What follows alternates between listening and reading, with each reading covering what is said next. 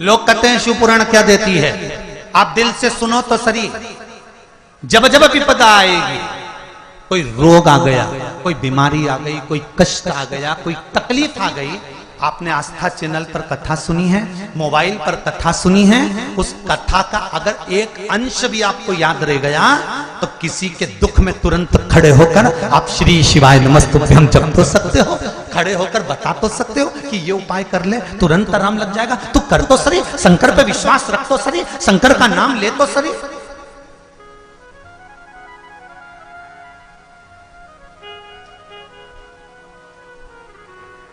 अरे भाई उसको भजो तो।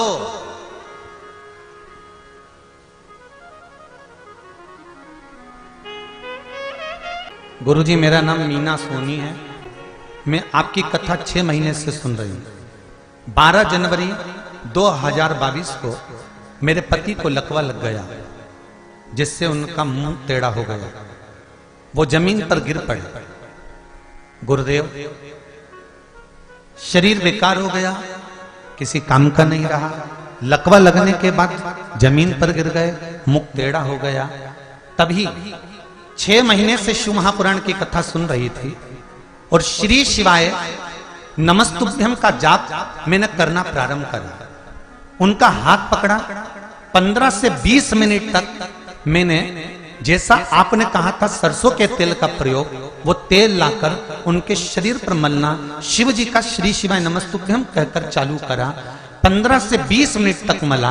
उसके बाद मेरे पति का मुख भी ठीक हो गया और खड़े भी हो गए, लकवा ठीक हो गया। ये शिव पुराण।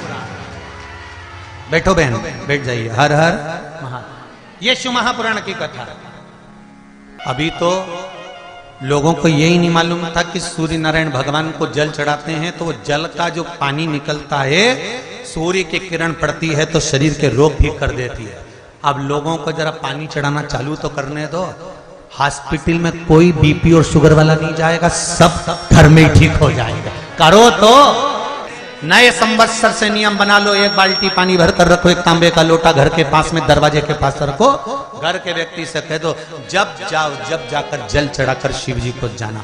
सुबह उठो, सबसे पहले नहाओ, नहाने के बाद दूसरा काम बाद में, पहले 1 लोटा पानी शंकर जी को चढ़ाओ। और एक बात और ध्यान से सुन लेना, जिसको कैंसर जैसी बीमारी हो, लीवर किडनी की बीमारी हो, डायलिसिस चल रहा हो या बीपी ज्यादा ऊंचा नीचा हो रहा हो, तो रविवार के दिन जब सूर्य नारायण भगवान को अर्घ दो, रविवार के दिन जब सूर्य नारायण भगवान को अर्घ दो, और रविवार के दिन जब सूर्य नारायण भगवान को अर्घ दोगे तो उसी तांबे के लोटे को धोना मत, रख देना। और उसी तांबे के लोटे को रविवार को सूर्य को अर्घ देकर वही तांबे के लोटे में फिर पानी भर लेना, और सोमवार के दिन उसी तांबे के लोटे से शंकर जी को जाकर जल चढ़ा देना, और उस पानी को लाकर थोड़ा सा आचमन कर लेना। बीपी और शुगर लेवल में आना प्रारंभ हो जाएगा। 2-4 हफ्ते कर देखो। सूर्य नारायण भगवान को रविवार के दिन पूजा जाता है। वैसे तो नियम से रोज जल चढ़ना चाहिए, पर अगर बीपी शुगर वाले हैं, आप रोज जल चढ़ा रहे हो तो रविवार सोमवार का ध्यान कर लेना। रविवार को चढ़ाए तो सोमवार को शिव जी को चढ़ाए, उसी तांबे के लोटे से, उसी पात्र से। बस शिव आराधना में एक चीज और याद रखिए कि अहंकार मत आने दो। शिव पंचायत में 5 देव, गणेश जी, विष्णु जी, शिव जी, दुर्गा जी और सूर्य नारायण भगवान। ब्रह्मा जी क्यों नहीं बैठ पाए? क्योंकि उनको बार बार अहंकार आ जा रहा था, बार बार अभिमान आ जा रहा था।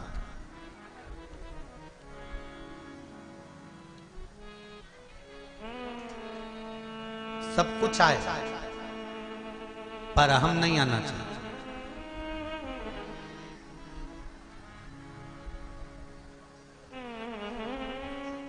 सब कुछ आए पर अहंकार नहीं आना चाहिए।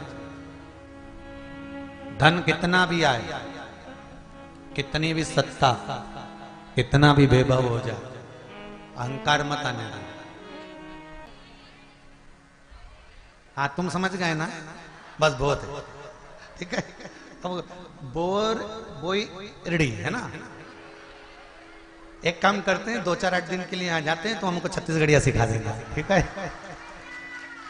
छत्तीसगढ़िया सबले बढ़िया हो, उतनी काफी है ना, फिर कहाँ जरूरत है। ठीक है, तो इन्होंने लिखा है गुरुदेव, जिन साहू परिवार में कथा हो रही है, दिनेश जी साहू, ईश्वर जी साहू, वर्षों से रिटर्न बड़ा बाबा, वर्षों से बाबा भोलेनाथ बैजनाथ धाम झारखंड में प्रतिवर्ष सैकड़ों भक्तों को यहां से लेकर जाते हैं गुरुदेव, और शिव जी का दर्शन कराते हैं। ये बाबा की कृपा है। गुरुदेव दिनेश भाई एवं उनका परिवार शिव भक्त, शिव भक्ति के कारण यह कार्य संभव कर पाया। इन्होंने झारखंड के बैजनाथ जी का दर्शन किया होगा ना गुरुदेव, और बाबा ने कृपा करी होगी ना, इसलिए हमको लगता है कि देवादिदेव महादेव ने, शंकर ने कृपा करी है शिव महापुराण के लिए। एक बात बताएं, मां कर्माबाई के पुत्र हो आप सब, साहू परिवार को मैं धन्यवाद देना चाहूंगा। इतनी बड़ी कथा को करवाने के लिए लोग ना जाने कितना कितना चंदा इकट्ठा कर लेते हैं महाराज, पर धन्यवाद दूंगा साहू परिवार को, दिनेश जी, ईश्वर जी और आपके पूरे परिवार को। इतनी दुकानें लगी हैं पूरे गांव के अंदर, दुकानें लगी हैं भक्तों के लिए, और दुकान वाले इनके पास आकर पूछे कि हम कितना रुपया दें तुमको दुकान लगाने का। इन्होंने एक शब्द कहा कि तुम्हें जितना कमाना है कमाओ, हमको 1 रुपया नहीं चाहिए, आप तो शिव का गुणगान गाओ। दिनेश जी, कहीं जगह पर हम लोग कथा करने जाते हैं, अभी हम नाम नहीं लेंगे, छत्तीसगढ़ में भी एक कथा करी है राम जी की कृपा से, नाम क्यों लेना। एक एक छोटी दुकान हो, और केवल छत्तीसगढ़ से मतलब नहीं, हमने जहां जहां करी है मां का भी बता रहा है, छोटी दुकान भी जिनने लगाई है उनसे 4-4, 5-5 हजार रुपए लिए गए हैं, तब जाकर दुकान लगाई गई। मैं आपको नमन करता हूं आपके विश्वास को। बाबा ने कितना दिया और कितना नहीं दिया मुझे नहीं मालूम, और कितना आपके पास में और कितना नहीं है मुझे उससे भी कोई मतलब नहीं। मुझे तो शिव महापुराण करना थी, बाबा ने करवाई। और ये आदिवासी क्षेत्र है, और जिस आदिवासी क्षेत्र में शिव महापुराण की जरूरत हो और मेरे सनातनियों को जगाने की जरूरत हो, उस जगह पर तुम्हारा यह बेटा बैठा हुआ है, जब चाहो जब बुलाओ गजा।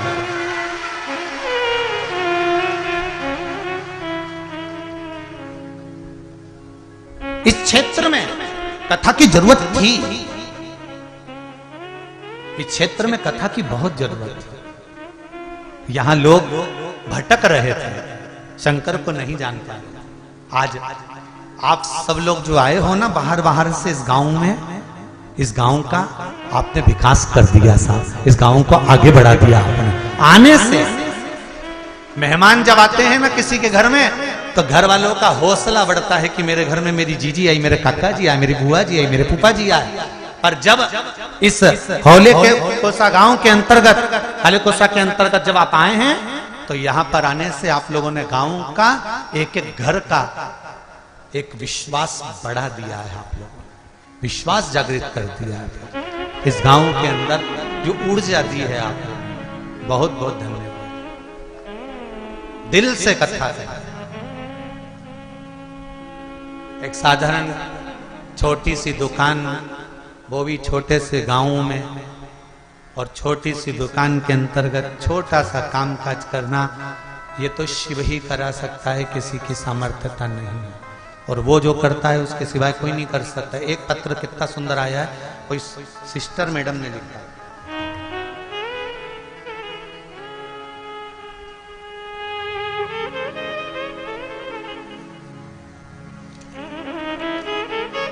श्रीमती रत्नमाला श्रीवास्तव, चिचोला छुरिया, राजनंद गांव से है। कहीं बैठी हो आप ही हैं? दोनों हाथ हिला दो एक बार, साथ में गुड़िया भी आपके, बधाई आपको बहुत बहुत। गुरुजी, मैं रत्नमाला श्रीवास्तव स्वास्थ्य विभाग में नर्स हूं। हालेकोसा ग्राम के नजदीक ही चिचोला में पदस्थ हूं। मेरी शादी को 9 वर्ष पूर्ण हो गए थे। सब कुछ तो भगवान ने दे दिया था, पर संतान नहीं थी गुरुदेव। सभी लोग कहना भी चालू कर दिए थे कि मैडम आप तो खुद ही रोज 4-5 डिलीवरियां कराती हैं, प्रसव कराती हैं, पर अपना इलाज खुद क्यों नहीं कर लेती है। उन्हें क्या पता था कि मेरे बच्चादानी के अंतर्गत रोग था, असामान्यता थी, आकृति नहीं थी, बच्चा नहीं हो सकता था। गुरुदेव सारे डॉक्टरों को दिखा दिया था, सबने कह दिया था कि बच्चादानी में बच्चा नहीं ठहर सकता, गर्भ नहीं ठहर सकता, संतान नहीं होगी।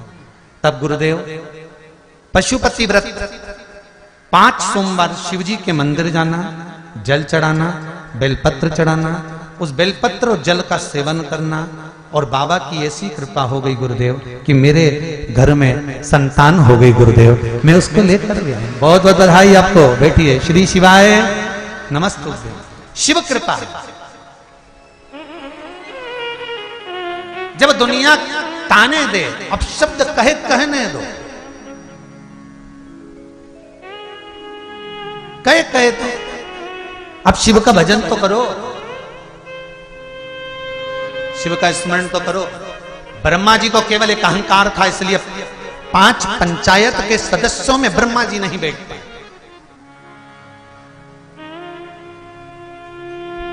आप और हम अगर अभिमान में आ जाएंगे तो हम भी 5 सदस्यों में नहीं बैठ पाएंगे। आप और हम अगर अभिमान में आ जाएंगे तो 5 सदस्य कौन है? अपने घर के ही लोग। अहंकार के चलते हमारे घर के लोगों के साथ भी हम नहीं बैठ पाएंगे।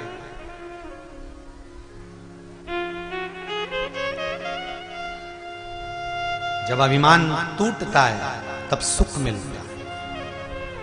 महाराज ब्रह्मा जी को अहंकार था। ब्रह्मा जी ने पूछा सूर्य नारायण भगवान से, मैंने सृष्टि का निर्माण नहीं करा तो ये सृष्टि किसने बना दी? जब मैंने सृष्टि नहीं बनाई तो ये सृष्टि किसने बनाई? एक बार ब्रह्मा जी को अहंकार आ गया और ब्रह्मा जी ने कह दिया कि मैं सृष्टि का निर्माण ही नहीं करूंगा। और ब्रह्मा जी बैठ गए मौन होकर, चुप होकर, स्तुप्त होकर।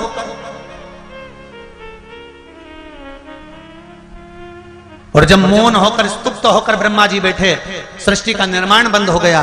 सृष्टि बनाने वाला कोई नहीं था। ब्रह्मा जी चुप होकर बैठ जाते हैं। देवता घबराने लगते हैं। सृष्टि बनाएगा कौन? सृष्टि का निर्माण कौन करेगा? सृष्टि को आगे कौन बढ़ाएगा?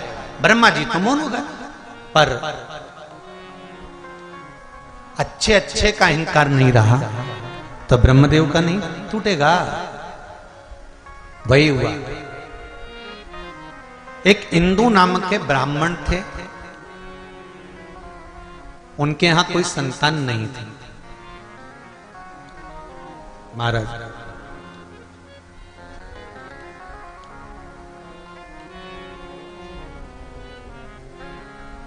ये पूर्व रचित सृष्टि का वर्णन है। इंदु नाम के ब्राह्मण के घर में औलाद नहीं, संतान नहीं।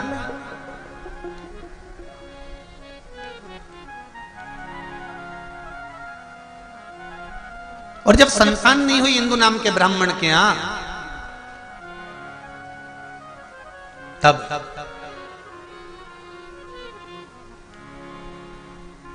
इंदु नाम के ब्राह्मण ने शंकर जी की आराधना करना प्रारंभ कर। क्या करता था इंदु ब्राह्मण? बेल के वृक्ष के नीचे जाता, शिवलिंग का निर्माण करता, पूजन करता। बेल पत्री के वृक्ष के नीचे शंकर का शिवलिंग बनाकर पूजन करने से क्या फल मिलता है? तो कहा बेलपत्री के वृक्ष के नीचे पार्थिव शिवलिंग का निर्माण कर कर जब हम पूजन करते हैं, बेलपत्री के पेड़ के नीचे की ही मिट्टी को लेकर जब हम शिवलिंग बनाते हैं और बेलपत्री के पेड़ के नीचे ही जब हम पूजन करते हैं, तो बेलपत्री के वृक्ष में जितनी पत्तियां होती हैं उतने शिवलिंग के पूजन का फल हमको प्राप्त हो जाता है। सहस्त्र शिवलिंग।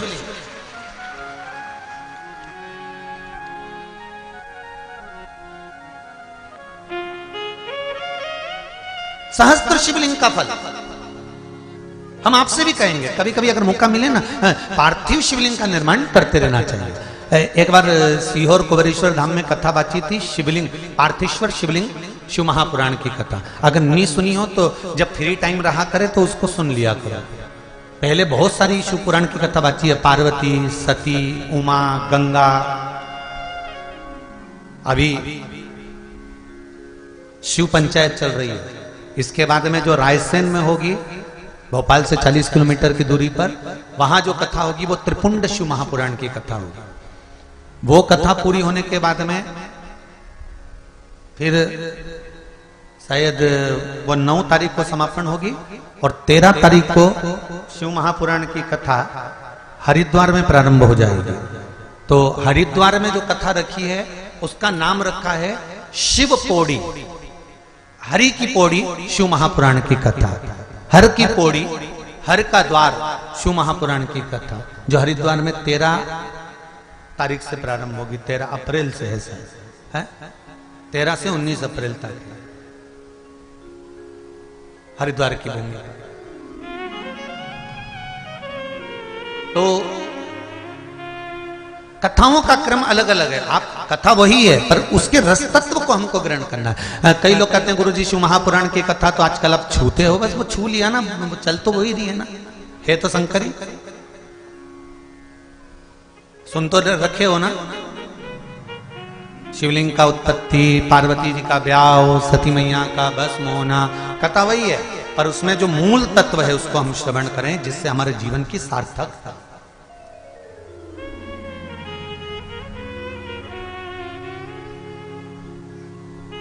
हरिद्वार में 13 अप्रैल से कथा होगी। वो ऋषिकेश रोड पर शिव कोठी है कोई, वहां उस कथा का क्रम रहेगा।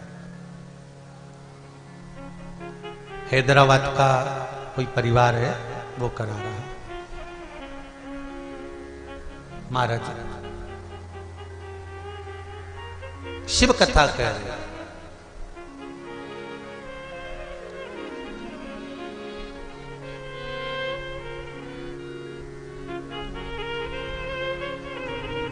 ब्रह्मा जी को अहंकार आया,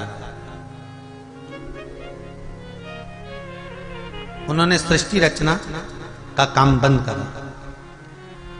इंदु नामक ब्राह्मण ने शंकर की आराधना करी, बेलपत्री के वृक्ष के नीचे पार्थिव शिवलिंग का निर्माण करा।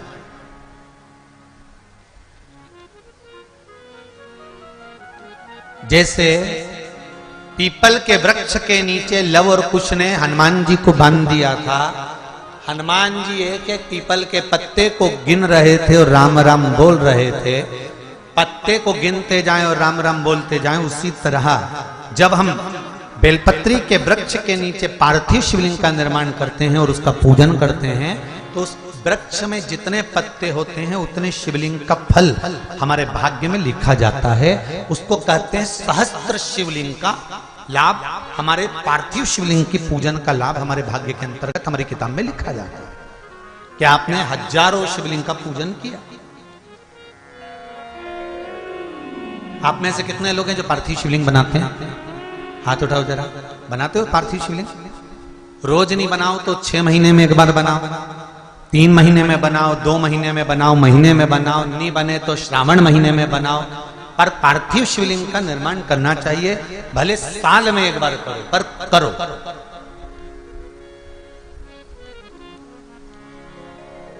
जरूरी है पार्थिव शिवलिंग। महाराज इंदु नामक ब्राह्मण ने भगवान शिव की स्तुति करना प्रारंभ कर।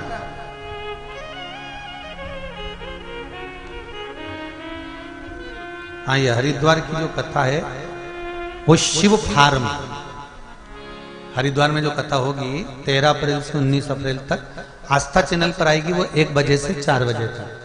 शिव फार्म, भूपत वाला रोड, हरिद्वार। और कथा करवाना है मर्दा परिवार हैदराबाद से। ये लोग कथा करा रहे हैं। एक बार जोरदार ताली बजाएं मर्दा परिवार हैदराबाद वालों के लिए जिन्होंने हरिद्वार की पावन धरा पर कथा रखी। शिव कथा कर रहे। ब्रह्मा जी सृष्टि की रचना नहीं कर रहे। हिंदू ब्राह्मण एक लोटा जल का लेकर जाता है, बेलपत्री के वृक्ष के नीचे पार्थिव शिवलिंग का निर्माण करता है, पूजन करता है, उसका विसर्जन करता है। शिव जी प्रसन्न हो गए, मांग तुझे क्या चाहिए। पार्थिव शिवलिंग जब सांसारिक मनुष्य अपने हाथों से निर्माण करता है ना, स्वयं पार्थिव शिवलिंग का निर्माण किसी दूसरे से नहीं करवाना चाहिए। आजकल पार्थिव शिवलिंग का निर्माण नई नई डिजाइन से लोग करने लगे, ये अलग बात है, परंतु नियम पार्थिव शिवलिंग का जो नियम है, आजकल तो लोग भगवान का मुख बनाते हैं या वो अन्य स्वरूप बनाते हैं, पर पार्थिव शिवलिंग का जो निर्माण का विधान है, आप जैसा ब्रह्मा और विष्णु ने शिवलिंग प्रकट करा था, बस वैसा ही वैसा शिवलिंग भगवान शंकर का प्रकट कर लीजिए, वैसा कि वैसे ही शिवलिंग का निर्माण कर लीजिए। और शिवलिंग का निर्माण आप स्वयं अपने हाथों से करिए। क्यों?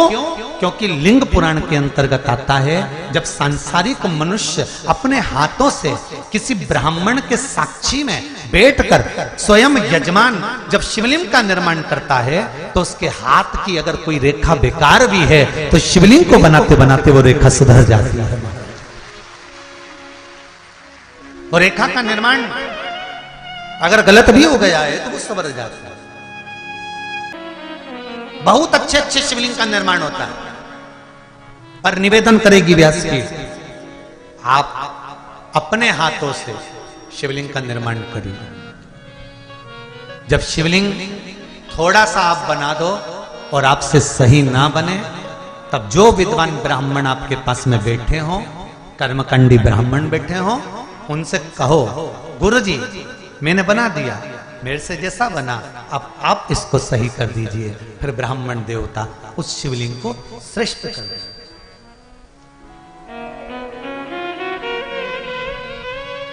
हमें बहुत सारी पूजन करना नहीं आती, थोड़ी करो। और ये मत सोचो कि गलत हो जाएगी तो भगवान रूठ जाएंगे। नहीं नहीं नहीं नहीं, भगवान तो रूठते ही नहीं। ये कर्माबाई का चरित्र कितना सुंदर कहता है। कर्माबाई जी को आज माता कर्मा जी की जयंती है। आप सभी को माँ कर्मा जयंती की बहुत बहुत बधाई हो। माँ कर्मा के जन्म दिवस की बधाई हो। संपूर्ण साहू समाज को बहुत बहुत बधाई, और साहू समाज को ही नहीं, संपूर्ण विश्व को माँ कर्मा जैसे भक्त की प्रागट्य की बधाई है, जिन्होंने भगवान जगन्नाथ को आवाज लगाती थी और भगवान जगन्नाथ भोजन करने आ जाते थे। आप जरा विचार करो, आपके कहने पे तो आपका छोरा भोजन करने नहीं है, और वहां कर्मा भाई आवाज लगावे। का जगन्नाथपुरी का सूरत, कर्मा भाई का असली स्वरूप कैसा था जब वो गांव में रहती थी? पिता रामनाथ जी, कर्माबाई 2 चोटी करती थी, लंबा लंबा चोटी, लहंगा 36 कली का, चोली, सिर पे एक छोटी सी चूनर डाल के रहती थी कर्माबाई, माथे पर एक बिंदी, होठों पर लाली थी कर्माबाई, कानों में छोटे से पिताजी ने बुंदे लाकर दी थी तो वो पहनी थी कर्माबाई, गले में तुलसी की माला पड़ी थी कर्माबाई के, छोटी सी 6 वर्ष की कन्या। और बाबा कहते हैं, माँ कहती है, सुन हम खेत जा रहे हैं, काम बहुत सारा पड़ा हुआ है, घर में ठाकुर जी की सेवा है।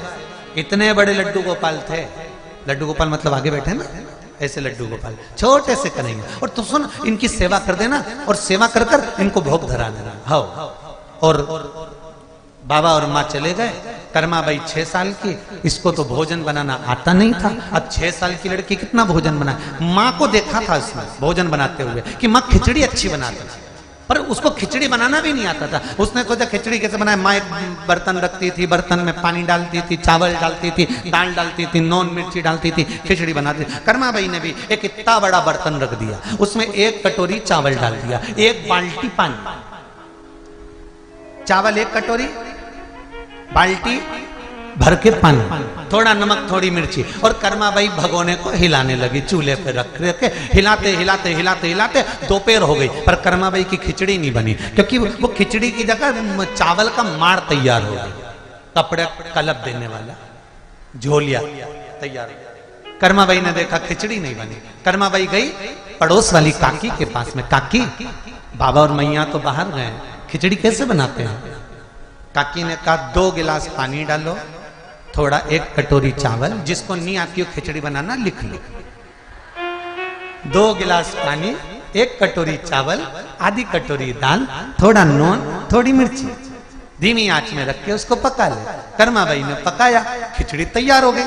दोपहर के 2 बज गए कर्माबाई को बनाते बनाते। इसने तुरंत खिचड़ी को थाली में उंडेला, उंडेलने के बाद उसमें गुड़ की खोड़ी रख दी, घी की बाटकी बीच में रख ली और थाली ले जाकर भगवान के सामने रख दी। और भगवान से कर्माबाई क्या बोली? हे मेरे ठाकुर, जल्दी जल्दी खा ले, जितनी भूख तुझे लग रही है उससे ज्यादा मुझे लग रही है। ठाकुर बाबा बोल कर गए हैं भोग लगा देना, मैया कह कर गई है भोग लगा देना, इसलिए तेरे सामने धरी है। भगवान के आगे हाथ जोड़ के बैठी। जैसे ही हाथ जोड़ के बैठी इतने में तो जो पीतल की मूर्ति थी भगवान की पाषाण की, उसमें से भगवान ये 6 साल की वो 4 साल का प्रकट हो गया। 4 साल के मेरे ठाकुर प्रकट हो गए और 4 वर्ष के भगवान कृष्ण सामने आके बैठ गए। और जो कर्माबाई ने आंख खोली, खोलते से ही देखा और देखते से भुकुटियों से पूछा। भगवान भी भुकुटी हिला रहे, कर्माबाई भी भुकुटी हिला रही। इतने में कर्माबाई ने हाथ जोड़ के पूछा, ईमानदारी से बोल दे तू कौन है? भगवान बोले, कर्मा मैं तेरा द्वारकानाथ, मैं तेरा सांवरिया सेठ, मैं तेरा श्याम, मैं तेरा कृष्ण। ओहो सांवरिया सेठ, द्वारकाधीश, कृष्ण सांवरिया हो। हमारे कर्मा भगवान को देख रही है। भगवान और कर्मा जब भगवान को देखी तो कर्मा भाई ने पूछा क्यों रे, कहां से आया है? भगवान बड़े प्रेम से बोले, तूने मुझे प्रेम से बुलाया इसलिए मैं प्रेम से आया। तूने प्रेम से बुलाया ना इसलिए प्रेम से आया। कर्माबाई ने कहा कौन से गांव का रहने वाला है? भगवान बोले मैं और गांव का, मैं तो ब्रज का रहने वाला हूं। अच्छा क्या नाम है तेरा? कृष्ण। अच्छा अपने आप को कृष्ण कहता है, तेरे को शर्म नहीं आती है? भगवान बोले मेरा नाम कृष्ण है तो कृष्ण नहीं कहूंगा, काय के लिए आया है? भगवान बोले भोजन करने हम, खिचड़ी बहुत जोरदार बनी है। कर्माबाई ने कहा तूने तो खाई नहीं, तुझे कैसे मालूम कि अच्छी बनी? जब तूने खिचड़ी खाई नहीं तो तुझे कैसे मालूम? तुझे पता कैसे खिचड़ी कैसी बनी? नहीं नहीं नहीं, कर्मा मुझे तो पाना है। अब कर्माबाई 2 प्रश्न भगवान कृष्ण के सामने रख दिए। कर्माबाई ने कहा सुन, अगर तू कृष्ण है, तू ही मेरा भगवान है, तो मैं तुझसे 2 प्रश्न करूंगी, दोनों के उत्तर सही दे दे तो मैं तुझे खिचड़ी खाने दूंगी। ठीक है। कर्माबाई ने पहला प्रश्न किया, तेरे पिताजी का नाम बता। अब भगवान कृष्ण ने मन में सोचा बताओ इसको मेरे पिताजी का नाम ही नहीं मालूम। भगवान कृष्ण ने कहा मेरे पिताजी का नाम तो वसुदेव जी है। कर्माबाई ने कब तो उठ के खड़े हो जाए, तुझे इतना ही नहीं मालूम कि भगवान कृष्ण के पिता तो नंद बाबा है? भगवान कृष्ण ने अपना माथा ठोका, कहा 2 बाप के चक्कर में पड़ा, अगर आज बाप एक होता तो खिचड़ी तो मिल जाती है।